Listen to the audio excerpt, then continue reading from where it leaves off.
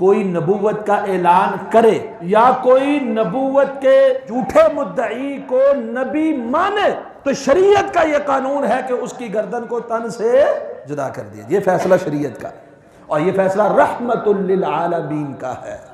बाद लोग लिबरलिज्म में जाकर मीठे मीठे बोल बोलते हैं कि रसूल अकरम सल्लल्लाहु अलैहि वसल्लम रहमतुल लिल आलमीन है, तो रहमतुल लिल आलमीन कैसे ऐसे लोगों को कत्ल कर सकते हैं? ये रहमतुल लिल आलमीन होने का तकाजा है, तभी तो कत्ल किया। अगर रहमतुल लिल आलमीन न होते, जाने देते दुनिया को उसके पीछे लग के जहन्नुम में।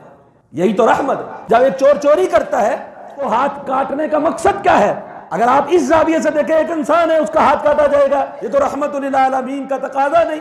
हकीकत अगर आप देखें और उसकी तह में जाए, यही रहमत है। इसका हाथ कटेगा, लोगों की जान और माल महफूज होंगे और आइंदा लोग चोर बनने से भी बच जाएंगे। लोग चोर भी नहीं बनेंगे और लोगों का माल भी